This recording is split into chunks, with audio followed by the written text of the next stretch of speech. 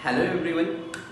तो हमने अभी तक सॉल्वेंट के बारे में, attacking reagent means electrophile and nucleophile, and third thing leaving group के बारे में स्टडी कर लिया है, राइट। तो अभी हम अपने टॉपिक को आगे कंटिन्यू करते हैं। अगर मैं बात करूँ रिएक्शन की, तो रिएक्शन कुछ ऐसा होता है, लेट्स से कोई Rx है और इस पे कोई रिएजेंट अटैक करेगा, मान लीजिए Nu माइनस अटैक कर रहा है, ये इस पे अटैक करेगा, ये यहाँ से ब्रेक होगा, तो ये फॉर्म हो सकते हैं RNu प्लस X माइनस। तो आप इस रिएक्शन में देख सकते हैं ये जो Rx है इस पे अटैक हो रहा है, मीन्स इस पे रिएक्शन हो रहा है, तो इसे बोलते हैं सबस्ट्रेट। ये हमने पढ़ा था। और ये अटैकिंग रिएजेंट है, मीन्स इस केस में ये न्यूक्लियोफाइल है, तो जो अटैक करता है इसे हम रिएजेंट बोलते हैं। ये प्रोडक्ट है और ये जो ग्रुप बाहर जा रहा है, मीन्स यहाँ से X माइनस के फॉर्म में बाहर जा रहा है, तो इसे हम लोग लिविंग ग्रुप बोलते हैं। LG से लिख देता हूँ, लिविंग ग्रुप। क्लियर है इतना? तो आप देखेंगे कि केमिकल रिएक्शन में क्या होता है, कुछ बॉन्ड ब्रेक होंगे और फिर कुछ बॉन्ड फॉर्म होते हैं। मीन्स यहाँ से Rx बॉन्ड ब्रेक हो रहा है और NuR के बीच में न्यू बॉन्ड फॉर्म हो रहा है। क्लियर है? मीन्स रिएक्शन में बॉन्ड ब्रेक होगा और बॉन्ड फॉर्म होगा।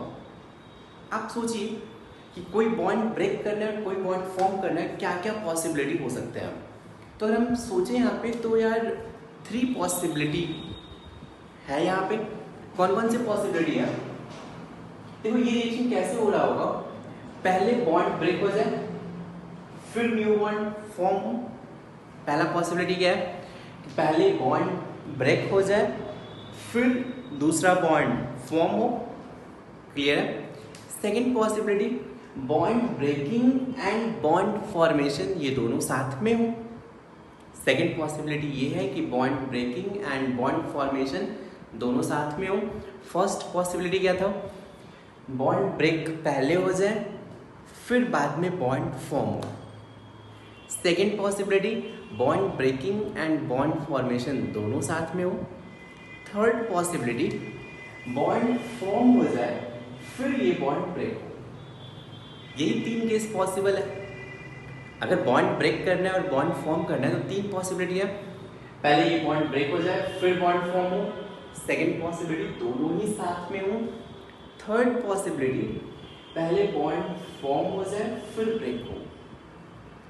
क्लियर है क्या? तो अगर हम इन तीनों केस को अगर 1 बाय 1 स्टडी करें तो देखिए क्या हम देखेंगे। जैसे केस 1,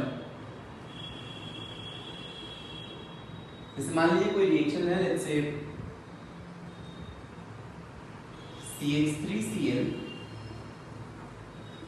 प्लस OH माइनस, ये बन रहा है CH3OH प्लस Cl माइनस।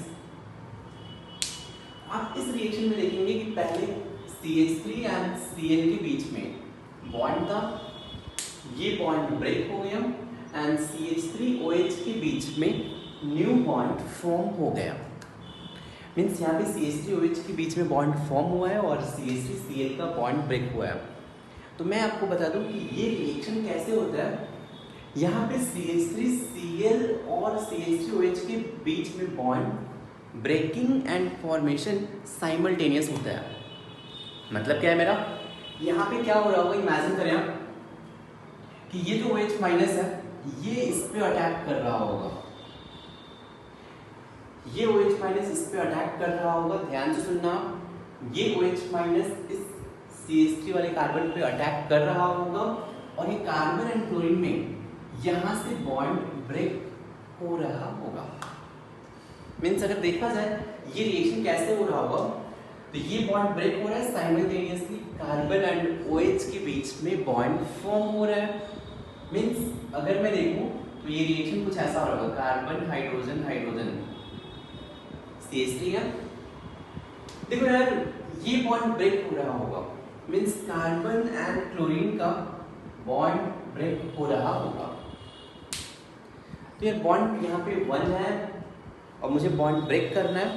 तो एक ऐसा स्टेज आया होगा जब बॉन्ड ऑलमोस्ट 0.5 बॉन्ड ऑर्डर है। 0.5 का मतलब है कि बॉन्ड ऑलमोस्ट ब्रेक हो चुका है, या फिर बोल सकते हो आप 50% बॉन्ड ब्रेक हुआ है।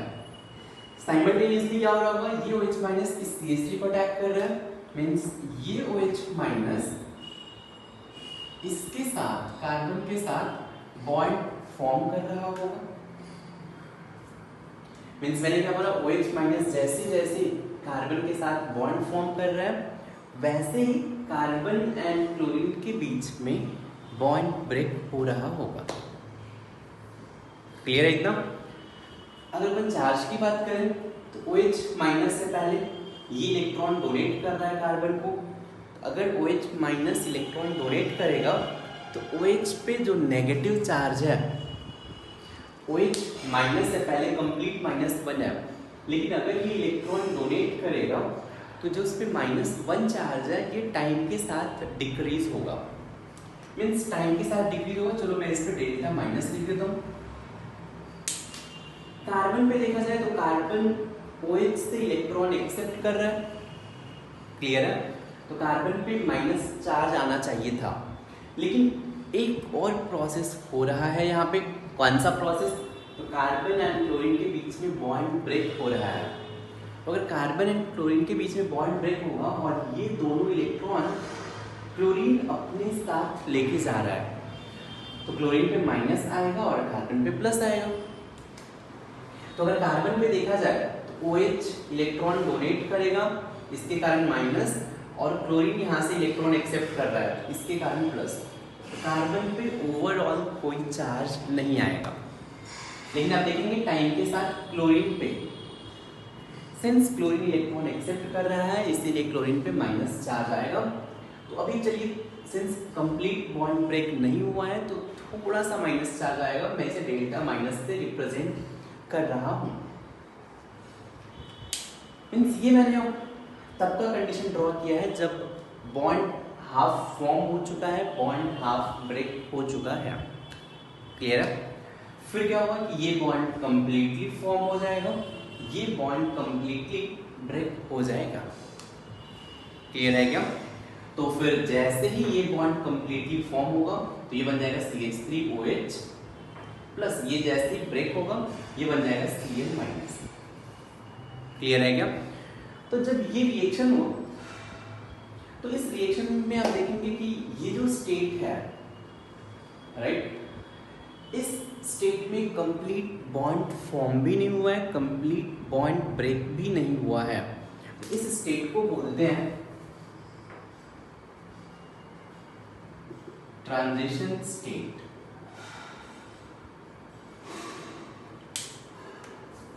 तो ट्रांजिशन स्टेट में होता क्या है कि यहाँ पे कंप्लीट बॉन्ड फॉर्म भी नहीं हुआ, कंप्लीट बॉन्ड ब्रेक भी नहीं हुआ। मीन्स आप इसका एग्जैक्ट बॉन्डिंग स्कीम आपको पता नहीं है।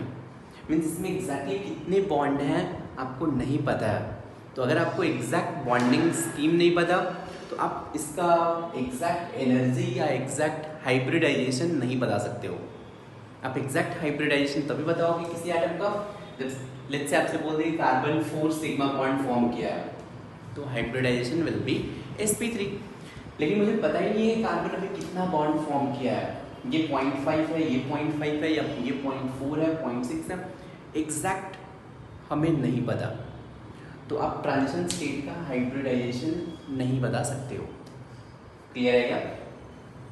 एंड सिंस इसमें कंप्लीट बॉन्ड नहीं होते हैं इसीलिए ये हाईली अनस्टेबल होता है। ये मैं सारे पॉइंट लिखवाऊंगा, आपको नोट करवाऊंगा, आप टेंशन मतलब सिर्फ सुनते जाओ अभी। तो ट्रांजिशन स्टेट में क्या होता है कि एग्जैक्ट बॉन्ड फॉर्म नहीं होता है, तो ये हाईली अनस्टेबल होता है। हाईली अनस्टेबल होता है इसका मतलब इसका एनर्जी सबसे मैक्सिमम होता है। तो ट्रांजिशन स्टेट का एनर्जी मैक्सिमम होता है। मीन्स अगर मैं इस रिएक्शन का ग्राफ देखूं, पोटेंशियल एनर्जी डायग्राम देखूं, मीन्स अगर मैं यहाँ पे potential energy P means potential energy, और यहाँ पे मैं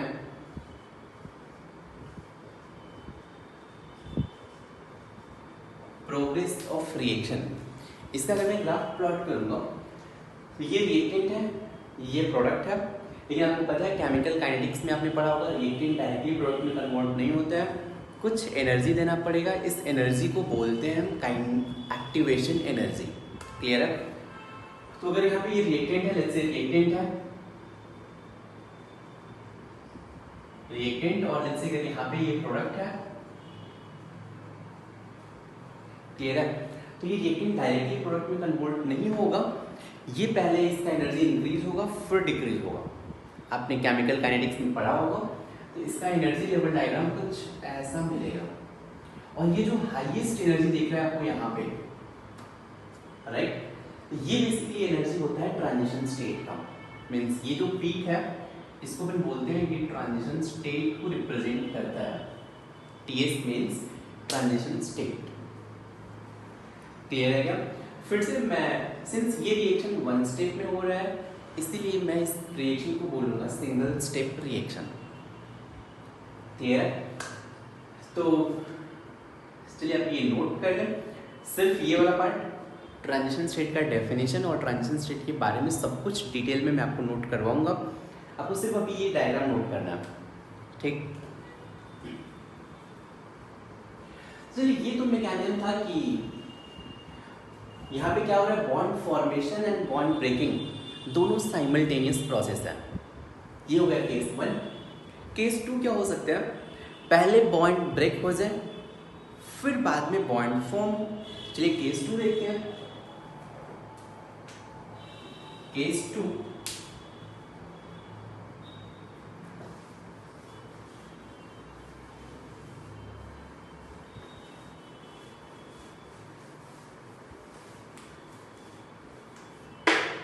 कोई रिएक्शन लेते हैं, लेट्स से रिएक्शन है CH3 CH3 CH3 Cl plus OH minus converting into CH3 carbon CH3 CH3 OH plus Cl minus, ये रिएक्शन दिया है। और चलिए मैं आपको बता रहा हूँ, आपको भी जस्ट मैं बता रहा हूँ कि इस रिएक्शन में क्या हो रहा है। यहाँ भी कार्बन एंड OH के बीच में बॉन्ड फॉर्म हुआ एंड कार्बन एंड क्लोरीन के बीच का बॉन्ड ब्रेक हुआ है। क्लियर है? तो ये रिएक्शन कैसे हो रहा है, इसका मैकेनिज्म क्या है, मैं आपको बता रहा हूँ। चलिए इसका मैकेनिज्म है, पहले स्टेप 1 में यहाँ पे क्या होता है, कार्बन एंड क्लोरीन का बॉन्ड ब्रेक हो जाता है। तो अगर मैं यहाँ पे ले लूँ CH3 Cl CH3 तो स्टेप 1 में कार्बन एंड क्लोरीन का बॉन्ड ब्रेक होगा। आपको पता है कार्बन एंड क्लोरीन में chlorine is more electron negative, तो ये दोनों इलेक्ट्रॉन क्लोरीन अपने साइड अट्रैक्ट करेगा। तो ये दोनों इलेक्ट्रॉन क्लोरीन लेगा तो Cl पे माइनस आएगा और कार्बन पे प्लस आएगा, तो ये ब्रेक होगा। Carbon CH3 plus Cl minus. दिख रहा है आपको ये रिएक्शन, ये स्टेप 1 है। अब इस स्टेप 1 में भी अगर आप देखेंगे कि लेट्स से ये कार्बन मिथाइल है और यहाँ पे Cl को बाहर जाना है। लेट्स से ये Cl है और ये कार्बन पे 3 मिथाइल है। लेट्स से आप इमेजिन करें कार्बन पे 3 मिथाइल है और ये Cl है। ये पहले अटैच था, CH3 बोल था, इस पे Cl था, ये अटैच था। यहाँ से Cl माइनस को बाहर जाना है, ठीक? अब ऐसा तो होगा नहीं यार कि मॉलिक्यूल लिया और CH3 पे Cl है, फटाक Cl माइनस अचानक से गायब हो जाएगा। मतलब अगर लेट्स से अगर आपको दिख भी रहा हो कि ये रिएक्शन बहुत फास्ट है, ये लेट्स से ऐसे गायब हो गया, तो भी अगर आप इसको स्लो मोशन में देखोगे तो कैसा दिखेगा? ये स्लो मोशन में दिखेगा कि CH3 होल थ्राइस था, Cl था और ये ऐसे ब्रेक हो जाएगा। हाँ, ये ऐसे ब्रेक हो रहा होगा, ब्रेक हो रहा होगा। अगर एकदम स्लो मोशन में देखेंगे, ब्रेक हो गया, फिर ये ऐसे दूर जाएगा। मीन्स यहाँ भी क्या होगा, यहाँ पे पहले बॉन्ड ऑर्डर 1 है, मीन्स इनके बीच में सिंगल बॉन्ड है। यहाँ पे कार्बन एंड क्लोरीन के बीच में 0 बॉन्ड है। क्लियर है? लेकिन अगर आप देखेंगे तो ये भी बॉन्ड ब्रेक हो रहा होगा। एक ऐसा टाइम आया होगा जब 50% बॉन्ड ब्रेक हो चुका है फिर ये स्लोली बॉन्ड ब्रेक होगा। क्लियर है? तो अगर मैं इस स्टेट का अगर मैं ट्रांजिशन स्टेट ड्रॉ करूं तो आप ड्रॉ कर सकते हो। ट्रांजिशन स्टेट कैसा दिखेगा? ये वो carbon CH3 CH3 CH3 Cl, ये बॉन्ड ब्रेक हो रहा होगा। डॉट डॉट डॉट लिख देता हूं Cl। सिंस इलेक्ट्रॉन Cl अपने साइड अट्रैक्ट कर रहा है तो Cl पे टाइम के साथ डेल्टा माइनस फॉर्म हो रहा होगा एंड इस कार्बन पे सिंस ये इलेक्ट्रॉन डोनेट कर रहा है इसीलिए कार्बन पे डेल्टा प्लस चार्ज फॉर्म होगा। तो ये इसका ट्रांजिशन स्टेट हो गया। क्लियर है? अब जैसे ही आपके पास स्टेप 1 में CH3 plus plus Cl minus बना, अब आपके पास OH माइनस बैठा है। अब सोचो OH माइनस किसके साथ कंबाइन होगा? दो मॉलिक्यूल आपके पास Cl माइनस है और इस C पे प्लस है। आपको पता है कि OH माइनस Cl माइनस के साथ अटैच नहीं हो सकता है बिकॉज माइनस माइनस में रिपल्शन होगा। तो ये OH माइनस इसके साथ अटैच होगा। तो स्टेप 2 में क्या होगा? स्टेप 2 में यहाँ पे देखेंगे आप C पे प्लस CH3 यहाँ पे मिथाइल है प्लस अब OH माइनस इस पे अटैच होगा और ये क्या बन जाएगा? कार्बन OH CH3 तो ये मॉलिक्यूल फॉर्म हो गया और ये Cl माइनस था ये बाहर निकल चुका है। तो ये लिविंग ग्रुप है। यहाँ भी अगर आप देखेंगे स्टेप 2 में तो ऐसा तो नहीं होगा कि लेट्स से कार्बन पे 3 मिथाइल है ये OH माइनस है तो फटाक से ऐसे ही कंबाइन हो गया। अगर आपको ऐसा दिख रहा है कि बहुत फास्ट है फिर भी अगर आप इस रिएक्शन को स्लो मोशन में देखेंगे तो कैसा दिखेगा? C पे प्लस है OH माइनस है, ये अगर स्लोली आएगा आएगा आएगा आएगा थोड़ा सा बॉन्ड फॉर्म हुआ थोड़ा सा बॉन्ड फॉर्म हुआ थोड़ा सा बॉन्ड फॉर्म हुआ और ये कंप्लीट बॉन्ड फॉर्म हो गया। मीन्स एक ऐसा स्टेज आएगा जब 50% बॉन्ड ब्रेक फॉर्म हुआ है। तो अगर 50% बॉन्ड फॉर्म हुआ है वो स्टेज कैसा होगा? तो अगर अपन इसको देखें तो ये होगा कार्बन मिथाइल मिथाइल मिथाइल, ये OH माइनस आ रहा होगा। जैसे जैसे बॉन्ड फॉर्म करेगा ये इसको इलेक्ट्रॉन डोनेट करेगा। OH नेगेटिव C प्लस को इलेक्ट्रॉन डोनेट करेगा तो यहाँ पे इनके बीच में बॉन्ड फॉर्म होगा एंड OH पे चार्ज अब नेगेटिव चार्ज कम होते जाएगा बिकॉज ये इलेक्ट्रॉन डोनेट कर रहा है। तो OH पे मैं लिखूंगा डेल्टा माइनस। जैसे जैसे कार्बन प्लस इलेक्ट्रॉन एक्सेप्ट करेगा इसका प्लस भी डिक्रीज होते जाएगा। तो कार्बन प्लस पे मुझे लिखना पड़ेगा कार्बन डेल्टा प्लस। तो ये सेकेंड स्टेप का ट्रांजिशन स्टेट है। चलिए मैं इसको बोल रहा हूँ ट्रांजिशन स्टेट 2। ये था ये वाला transition state 1। I hope clear होगा आपको इतना, राइट? तो यार आप देख सकते हैं कि स्टेप 1 में एक मॉलिक्यूल फॉर्म हुआ है बीच में रिएक्शन के बीच में। ये जो मॉलिक्यूल दिख रहा है आपको C पे प्लस CH3 ये मॉलिक्यूल इस रिएक्शन के बीच में फॉर्म हुआ और स्टेप 2 में कंज्यूम हो गया। तो ऐसे मॉलिक्यूल या ऐसे स्पीसीज जो रिएक्शन के बीच में फॉर्म होते हैं और फिर कंज्यूम हो जाते हैं, फॉर्म हुआ है ये रिएक्शन के बीच में फॉर्म हुआ है फिर कंज्यूम हो गया। तो ऐसे स्पीसीज को बोलते हैं reaction intermediate. Reaction intermediate means जो रिएक्शन के बीच में फॉर्म होंगे फिर कंज्यूम हो जाएंगे। तो इसको बोलेंगे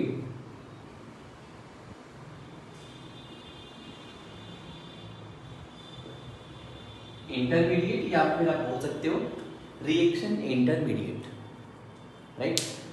एक चीज ध्यान रखना, रिएक्शन इंटरमीडिएट में भी देखोगे तो साक्षात प्लस चार्ज दिख रहा है। Charge is always bad for stability. तो ये भी अनस्टेबल होता है, राइट? लेकिन इंटरमीडिएट और ट्रांजिशन स्टेट में ट्रांजिशन स्टेट बहुत ज़्यादा अनस्टेबल होता है, इतना ज़्यादा अनस्टेबल होता है ट्रांजिशन स्टेट कि आप इसको ट्रैप नहीं कर सकते हो। मीन्स अगर आप चाहो कि रिएक्शन हो रहा है और उसमें से मैं ट्रांजिशन स्टेट को आइसोलेट कर लूँ तो ऐसा पॉसिबल नहीं है। लेकिन आप अगर आप इंटरमीडिएट को चाहो तो ये आइसोलेट इनको कर सकते हो या फिर आप इन्हें ट्रैप कर सकते हो। तो इंटरमीडिएट भी अनस्टेबल होते हैं, ट्रांजिशन स्टेट भी अनस्टेबल होते हैं, लेकिन इंटरमीडिएट रिलेटिवली ट्रांजिशन स्टेट से मोर स्टेबल होते हैं। इंटरमीडिएट को आप ट्रैप कर सकते हो, आइसोलेट कर सकते हो, लेकिन ट्रांजिशन स्टेट को आइसोलेट नहीं कर सकते हो। क्लियर है? तो अगर मैं इस रिएक्शन का अगर ग्राफ ड्रॉ करूं, पोटेंशियल एनर्जी डायग्राम ड्रॉ करूं, तो मैं यहीं पे ड्रॉ कर देता हूं। लेट्स से यहाँ पे अगर मैं पोटेंशियल एनर्जी लिखूं, P मींस पोटेंशियल एनर्जी, और यहाँ पे अगर मैं लिखूं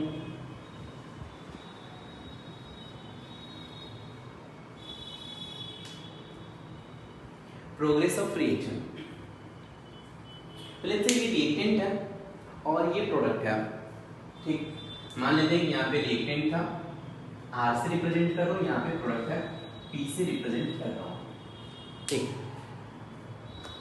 वैसे अगर देखा जाए तो ये रिएक्शन एक्सोथर्मिक है या एंडोथर्मिक है, डिसाइड करना बहुत ही सिंपल है। रिएक्टेंट में कार्बन एंड फ्लोरीन के बीच में बॉन्ड है, प्रोडक्ट में कार्बन एंड ऑक्सीजन के बीच में बॉन्ड है। ऑक्सीजन 2p2p ओवरलैपिंग, यहाँ पे 2p3p ओवरलैपिंग। 2p2p स्ट्रॉन्ग होता है, ये स्ट्रॉन्ग ओवरलैपिंग है, ये स्टेबल है। स्टेबल है इसलिए मैंने प्रोडक्ट को नीचे रखा है। Second logic, OH minus and Cl minus में Cl माइनस मोर स्टेबल है, इसलिए मैंने प्रोडक्ट को नीचे रखा है। मीन्स ये रिएक्शन ओवरऑल एक्सोथर्मिक है। ठीक, अगर देखा जाए कि ये रिएक्शन हो कैसे रहा है, तो पहले ये रिएक्टेंट इंटरमीडिएट में फॉर्म होगा, इंटरमीडिएट फिर से प्रोडक्ट में फॉर्म होगा। मीन्स अब ये रिएक्शन डायरेक्टली रिएक्टेंट से प्रोडक्ट में कन्वर्ट नहीं होगा। क्या होगा? पहले रिएक्टेंट इंटरमीडिएट में कन्वर्ट होगा, और आपको पता है इंटरमीडिएट अनस्टेबल होता है, तो इंटरमीडिएट का एनर्जी इन दोनों से ऊपर होगा बिकॉज इंटरमीडिएट अनस्टेबल है। तो लेट्स से इंटरमीडिएट का एनर्जी मैं यहाँ पे लिख देता हूँ, इंटरमीडिएट यहाँ पे है, तो पहले रिएक्टेंट इंटरमीडिएट में कन्वर्ट होगा, फिर इंटरमीडिएट फिर से प्रोडक्ट में कन्वर्ट होगा। तो इस रिएक्शन का ग्राफ कुछ ऐसा दिखेगा। ये जो फर्स्ट मैक्सिमा दिख रहा है ये किसका एनर्जी है? तो फर्स्ट रिएक्शन का ट्रांजिशन स्टेट TS1 है, ये TS1। जो सेकेंड मैक्सिमा दिख रहा है ये किसका है एनर्जी? तो TS2 का है, ट्रांजिशन स्टेट 2 का है। ट्रांजिशन स्टेट 2 को ये रिप्रेजेंट करता है। क्लियर है? आप एक चीज तो बहुत इजीली बोल सकते हो यार कि जितने पीक्स हैं, आप देख लो यहाँ पे ये 2 स्टेप रिएक्शन है तो 2 पीक्स मिले हैं। इजीली जनरलाइज कर सकते हो आप कि अगर कोई रिएक्शन 3 स्टेप का है, पता है कॉम्प्लेक्स रिएक्शन आपको पता होगा, लेट्स से 3 स्टेप का रिएक्शन है तो कितने पीक्स मिलेंगे? 3 पीक्स मिलेंगे। अगर 4 पीक्स ड्रॉ कर दूं मैं आपसे बोल दूं लेट्स से ऐसे 1 2 3 4 पीक्स ड्रॉ कर दूं, आपसे पूछूं कि कितने स्टेप का रिएक्शन है, आपका आंसर क्या होगा? 4 स्टेप रिएक्शन है ये। क्लियर है? कितने इंटरमीडिएट है? तो देखिए ये रिएक्टेंट है, ये प्रोडक्ट है, इंटरमीडिएट कहाँ पे है? ये इंटरमीडिएट है, ये इंटरमीडिएट है, ये इंटरमीडिएट है। अगर 4 स्टेप रिएक्शन है तो 3 इंटरमीडिएट होंगे। कितने ट्रांजिशन स्टेट होंगे? तो जो मैक्सिमा होता है, पीक का जो मैक्सिमा होता है ये रिप्रेजेंट करता है ट्रांजिशन स्टेट को। तो ये ट्रांजिशन स्टेट है, ये transition state, transition state, transition state, means 4 transition state. तो अब आप जनरलाइज कर सकते हो। 1 स्टेप रिएक्शन है, पहला डायग्राम मैंने ड्रॉ किया था, तो 1 transition state, 0 intermediate. 2 step reaction, 2 transition state, 1 intermediate. 4 step reaction, 4 transition state, 3 intermediate. Generalize किया आपने? क्या जनरलाइज किया? जितने भी number of steps of reaction होंगे उतने ट्रांजिशन स्टेट होंगे। लेकिन इंटरमीडिएट का नंबर ऑफ स्टेट -1 होगा। क्लियर है क्या? तो चलिए नोट कर लीजिए और डिटेल में ट्रांजिशन स्टेट का डेफिनेशन और इंटरमीडिएट के डेफिनेशन पे आते हैं। नोट कर ले पहले आप।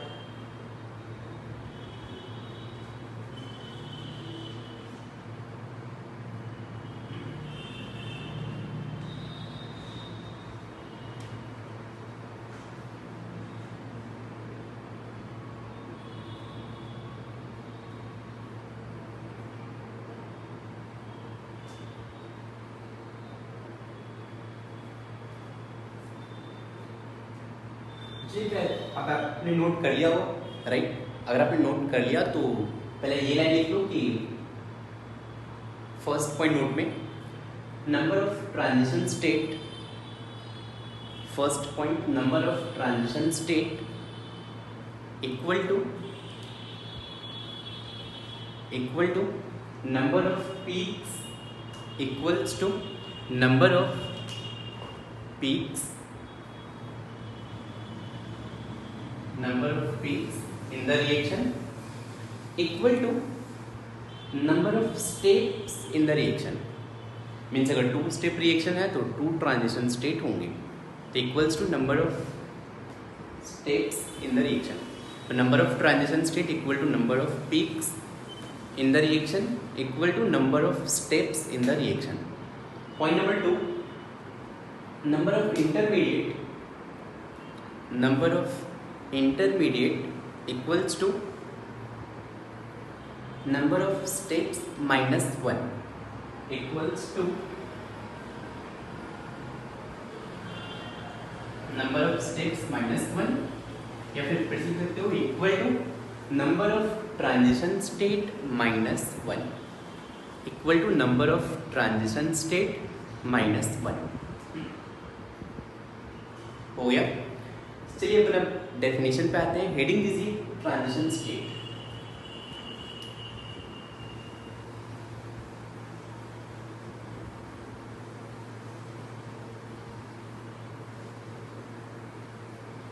हेडिंग दीजिए ट्रांजिशन स्टेट। चलिए इसका डेफिनेशन लिखिए आप। लिखिए इसमें कि केमिकल स्पीसीज corresponding to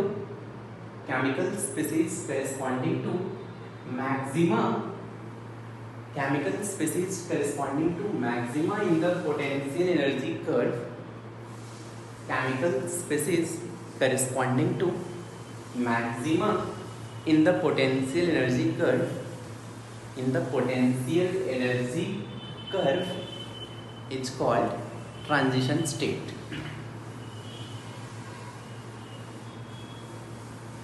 हो गया? फिर इसमें ये भी लिख लीजिए कि it can neither be trapped not be isolated. It can neither be trapped not be isolated. It can neither be trapped not be isolated. Next point देखिए कि bonding of transition state, bonding of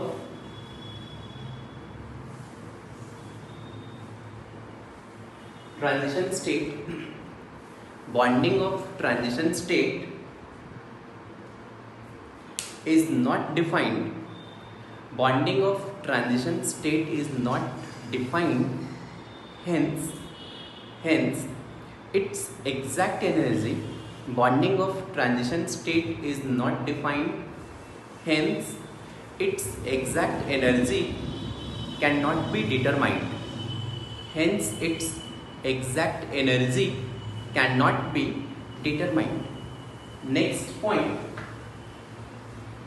देखिए कि जैसे यहाँ पे देखिए आपको covalency rule पता होगा। कोवैलेंसी मतलब होता है जैसे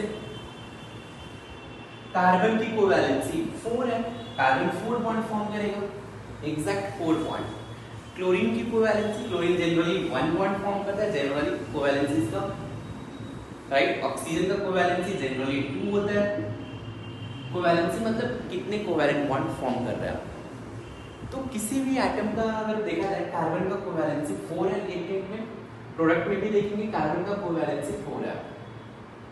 लेकिन ट्रांजिशन स्टेट में अगर मैं देखूं कार्बन का कोवैलेंसी यहाँ पे देखिए 1 बॉन्ड 2 बॉन्ड 3 बॉन्ड और ये तो यार 1 से कम है, मीन्स एग्जैक्ट 4 बॉन्ड दिख रहे हैं क्या? तो आपको ट्रांजिशन स्टेट में 4 बॉन्ड नहीं दिख रहे हैं। इट मीन्स इस केस में covalency rule of carbon follow नहीं हो रहा है। इसीलिए बोलते हैं कि ट्रांजिशन स्टेट में कोवैलेंसी रूल फॉलो हो भी सकता है, नहीं भी हो सकता है। यहाँ पे ऐसा जरूरी नहीं कि कोवैलेंसी रूल ऑलवेज फॉलो होगा। जैसे न्यूट्रल एटम में कार्बन ऑलवेज 4 बॉन्ड बनाएगा न्यूट्रल में, लेकिन ट्रांजिशन स्टेट में कोवैलेंसी रूल फॉलो नहीं हो सकता है। ठीक, तो ये पॉइंट लिखिए कि covalency rule may or may not be followed in transition state. Covalency rule may or may not be followed in transition state, and covalency rule may or may not be followed in transition state and partially formed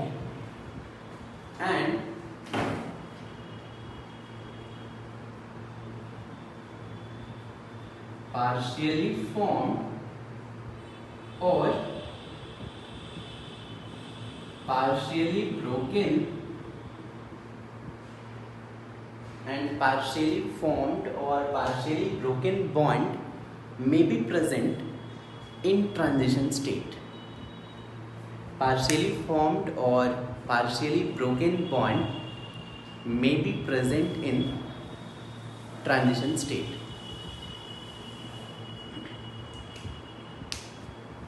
एक point आप और लिख सकते हैं कि देखिए यहाँ पे जैसे इस रिएक्शन में ट्रांजिशन स्टेट 2 दिख रहे हैं आपको, एक ये है ट्रांजिशन स्टेट 1 है और ये ट्रांजिशन स्टेट 2 है। इन दोनों में किसका एनर्जी सबसे ज़्यादा है? तो इस ट्रांजिशन स्टेट 1 का एनर्जी ट्रांजिशन स्टेट 2 से ज़्यादा है। तो जिस ट्रांजिशन स्टेट का एनर्जी ज़्यादा होता है इसका निकनेम एक्टिवेटेड कॉम्प्लेक्स भी होता है। मीन्स अगर बहुत सारे ट्रांजिशन स्टेट हैं तो जिस ट्रांजिशन स्टेट का एनर्जी सबसे ज़्यादा होगा उससे हम लोग एक्टिवेटेड कॉम्प्लेक्स भी बोल सकते हैं। तो ये भी पॉइंट नोट कर ले कि highest energy transition state is also called activated complex.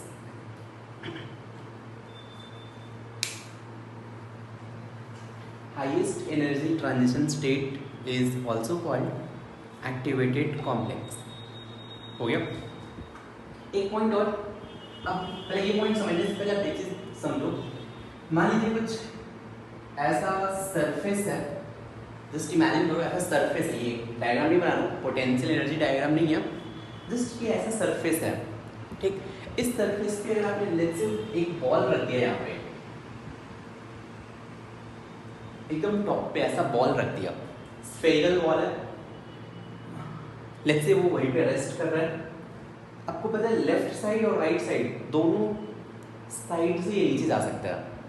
तो अगर आप इसको थोड़ा सा भी टच करोगे, अगर आप इधर वाइब्रेशन दे दो या फिर इधर वाइब्रेशन दे दो, बहुत थोड़ा सा भी अगर वाइब्रेशन दे दो, और मैं मान रहा हूँ कि एकदम टॉप पे है, इधर भी कर्व है नीचे भी कर्व है, तो अगर थोड़ा सा भी टच करोगे तो आइदर इस साइड गिरेगा या फिर वो उस साइड गिरेगा।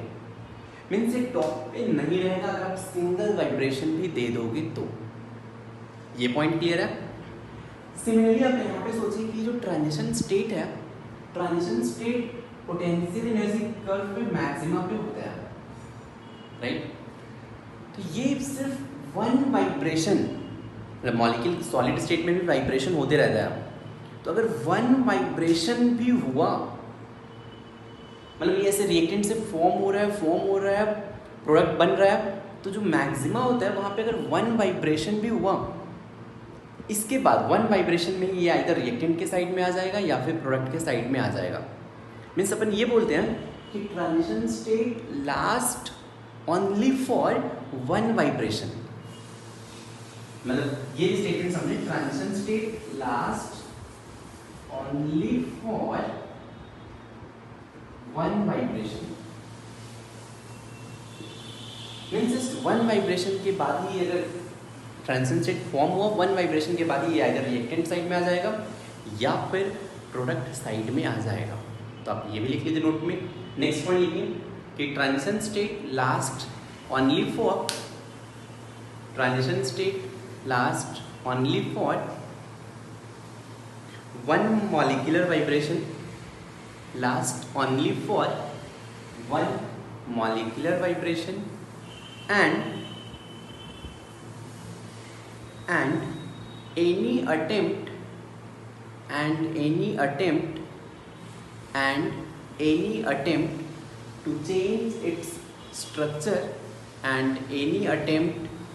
to change its structure results into formation of, and any attempt to change its structure results into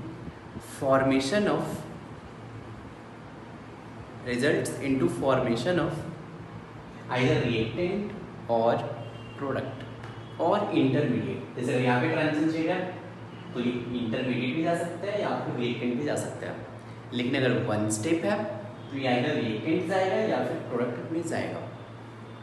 result into formation of reactant और प्रोडक्ट और इंटरमीडिएट। चलिए फिर अपन ये तो बात कर लिए ट्रांजिशन स्टेट के बारे में, नेक्स्ट बात करते हैं इंटरमीडिएट के बारे में। तो हेडिंग दीजिए इंटरमीडिएट।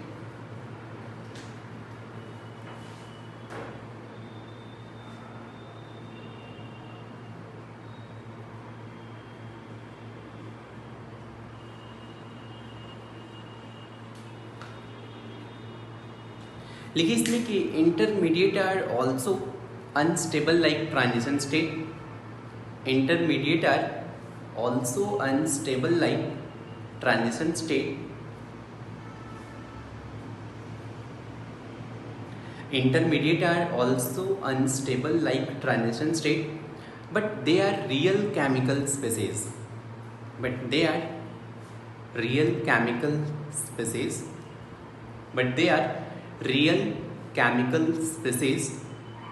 next point लिखिए कि they can be trapped or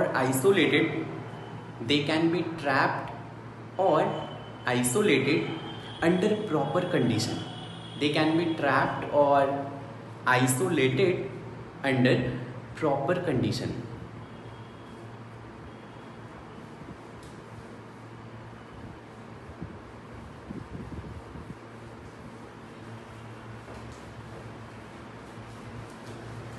एक पॉइंट आप और नोट कर सकते हैं कि इंटरमीडिएट सिंगल स्टेप रिएक्शन और कॉम्प्लेक्स रिएक्शन में किस में प्रेजेंट रहेगा? तो सिंगल स्टेप रिएक्शन या फिर एलिमेंट्री रिएक्शन में इंटरमीडिएट प्रेजेंट नहीं होता है, राइट, क्योंकि यहाँ पे रिएक्टेंट रहेगा, प्रोडक्ट रहेगा, जस्ट ट्रांजिशन स्टेट मिडिल में रहेगा। तो इंटरमीडिएट रिएक्शन में तभी रहेगा जब रिएक्शन कॉम्प्लेक्स रिएक्शन हो। कॉम्प्लेक्स रिएक्शन मीन्स रिएक्शन जिसमें जो मोर देन वन स्टेप में हो रहा है। तो ये भी लिख लीजिए कि intermediates are present only in complex reaction.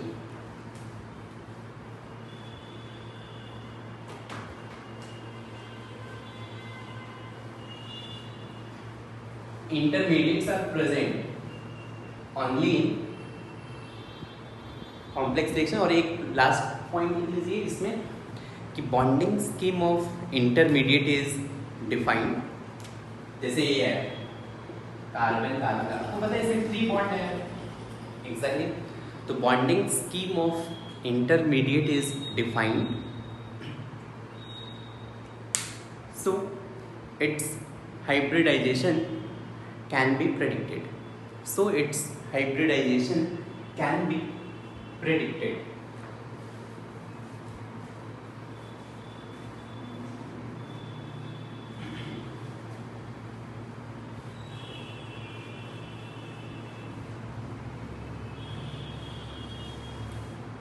हो गया।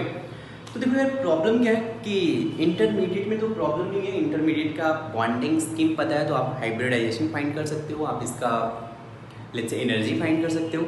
लेकिन प्रॉब्लम आएगा ट्रांजिशन स्टेट में।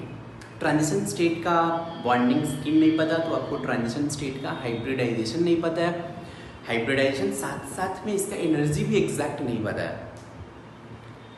तो रिएक्शन स्टडी करने के लिए अब ट्रांजिशन स्टेट का एनर्जी या ट्रांजिशन स्टेट का स्टेबिलिटी कैसे डिसाइड करेंगे, तो इसके लिए एक प्रिंसिपल है जिसे बोलते हैं हैमंड्स प्रिंसिपल।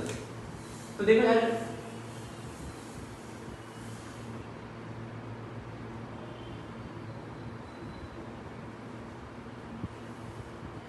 हैमंड्स प्रिंसिपल क्या बोलते हैं, देखिए आप ट्रांजिशन स्टेट का एग्जैक्ट एनर्जी तो फाइंड नहीं कर सकते हो, राइट। तो हैमंड्स प्रिंसिपल ये बोलता है कि ट्रांजिशन स्टेट का जो भी नियरेस्ट नेबर होगा, ट्रांजिशन स्टेट का जो भी नियरेस्ट नेबर होगा, ट्रांजिशन स्टेट का प्रॉपर्टी उससे मैच होगा, और जो भी फैक्टर इसके नियरेस्ट नेबर को स्टेबलाइज कर रहे हैं, सेम फैक्टर इस ट्रांजिशन स्टेट के स्टेबिलिटी को भी स्टेबलाइज करेंगे। कुछ नहीं चमका, कोई बात नहीं। देखिए यहाँ पे मतलब पहले आप नियरेस्ट नेबर का मतलब समझो, फिर ये स्टेटमेंट आपको लिखवा दूंगा मैं। जैसे मान लीजिए कि कोई रिएक्शन है, लेट्स से सिंगल स्टेप रिएक्शन है, राइट। ये पोटेंशियल एनर्जी डायग्राम है, यहाँ पे प्रोग्रेस ऑफ रिएक्शन है, और ये कुछ रिएक्शन ऐसा है, रिएक्टेंट है, प्रोडक्ट है। अब पहले ये बताओ कि ये रिएक्शन एक्सोथर्मिक है, एंडोथर्मिक है? रिएक्शन एक्सोथर्मिक है या एंडोथर्मिक है? तो आपका आंसर आना चाहिए रिएक्टेंट का एनर्जी ज़्यादा है, प्रोडक्ट का एनर्जी कम हो गया, तो इसका मतलब ये रिएक्शन एक्सोथर्मिक है। चलिए मैं मान लेता हूँ ये रिएक्शन एक्सोथर्मिक है। सेकेंड रिएक्शन ड्रॉ कर लेता हूँ, पोटेंशियल एनर्जी। चलिए मैं एंडोथर्मिक रिएक्शन ड्रॉ कर लेता हूँ, ये कुछ ऐसा है, लेकिन प्रोडक्ट यहाँ पे ट्रांजिशन स्टेट होगा, यहाँ पे ट्रांजिशन स्टेट है। और चलिए मैं एक और more than one step reaction draw कर लेता हूँ, पोटेंशियल एनर्जी कुछ मोर देन वन स्टेप, मतलब ऐसा ये ऊपर रहेगा, फिर ऐसा। मान लीजिए रिएक्टेंट है, ये प्रोडक्ट है, ये क्या है, ये इंटरमीडिएट है, इंटरमीडिएट। यहाँ पे लेट्स से ट्रांजिशन स्टेट 1 है, यहाँ पे लेट्स से ट्रांजिशन स्टेट 2 है। अच्छा ये एंडोथर्मिक रिएक्शन है। थर्ड वाला रिएक्शन आप बताओ एंडोथर्मिक या एक्सोथर्मिक है, जस्ट ऐसे पूछ रहा हूँ। थर्ड रिएक्शन एंडोथर्मिक या एक्सोथर्मिक? तो अगर आपको बताना है कि रिएक्शन एंडोथर्मिक है या एक्सोथर्मिक है, अब सिर्फ देखिए रिएक्टेंट का एनर्जी और प्रोडक्ट का एनर्जी। आप देखेंगे यहाँ से कि रिएक्टेंट का एनर्जी ज़्यादा है और प्रोडक्ट का एनर्जी रिलेटिवली कम है। तो अगर प्रोडक्ट का एनर्जी कम है मीन्स यहाँ पे एनर्जी रिलीज हुआ होगा, ओवरऑल एनर्जी रिलीज हुआ है, इसीलिए ये रिएक्शन एक्सोथर्मिक रिएक्शन होगा। तो कभी भी रिएक्शन बताना है एंडोथर्मिक या एक्सोथर्मिक, कुछ मत देखिए, जस्ट रिएक्टेंट और प्रोडक्ट का एनर्जी देखें। इन दोनों के एनर्जी से आप डिसाइड करने वाले हैं रिएक्शन एक्सोथर्मिक है या फिर एंडोथर्मिक है। क्लियर है? यहाँ पे अगर देखा जाए ट्रांजिशन स्टेट का एनर्जी आप नहीं बता सकते हो, राइट। लेकिन ट्रांजिशन स्टेट का नियरेस्ट नेबर कौन है? तो नियरेस्ट नेबर मतलब देखो ट्रांजिशन स्टेट आप दोनों साइड जाओगे, ट्रांजिशन स्टेट दोनों साइड जाओगे, पहले कौन आएगा? अब देख रहे हो पहले रिएक्टेंट आएगा, ये इसका नियरेस्ट नेबर है। तो जिस फैक्टर से रिएक्टेंट स्टेबल हो रहा होगा, जिस फैक्टर से का मतलब है let's say plus M effect से रिएक्टेंट स्टेबल हो रहा है, मान लेते हैं हमने जीओसी में पढ़ा था, राइट, स्टेबिलिटी कैसे डिसाइड करते हैं हम। Let's say minus I effect से रिएक्टेंट स्टेबल हो रहा है, तो अगर ये माइनस आई से स्टेबल हो रहा है तो ट्रांजिशन स्टेट भी माइनस आई से स्टेबल होगा। यही मैंने बोला था कि जिस फैक्टर से नियरेस्ट नेबर स्टेबल होगा, सेम फैक्टर से हम लोग मानते हैं ट्रांजिशन स्टेट भी स्टेबल होगा। क्लियर है क्या? अब खुद से बताना, यहाँ पे ट्रांजिशन स्टेट का नियरेस्ट नेबर कौन सा है, रिएक्टेंट या प्रोडक्ट? आप दोनों साइड जाओगे तो आपको प्रोडक्ट पहले मिलेगा तो ये ट्रांजिशन स्टेट के पास में है, तो ये ट्रांजिशन स्टेट का नियरेस्ट नेबर हो गया।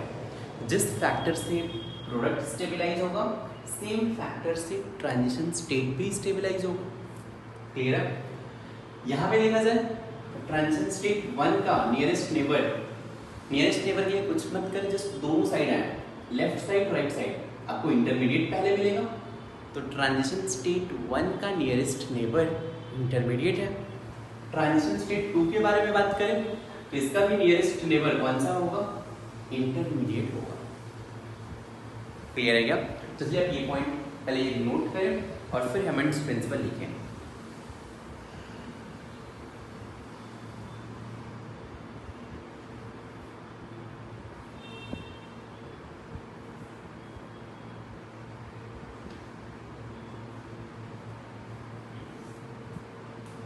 लिखिए इसमें कि according to this principle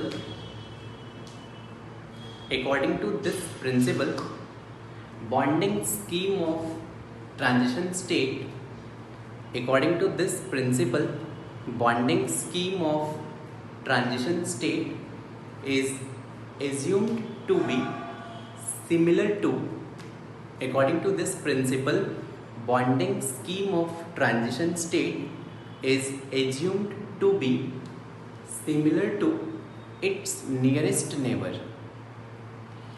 Bonding scheme of transition state is assumed to be similar to its nearest neighbor. हो गया? और इसी में कंटिन्यू करें। and structural pattern which stabilizes its nearest neighbor and structural pattern which stabilizes its nearest neighbor also stabilize transition state. Also stabilize transition state. Clear है?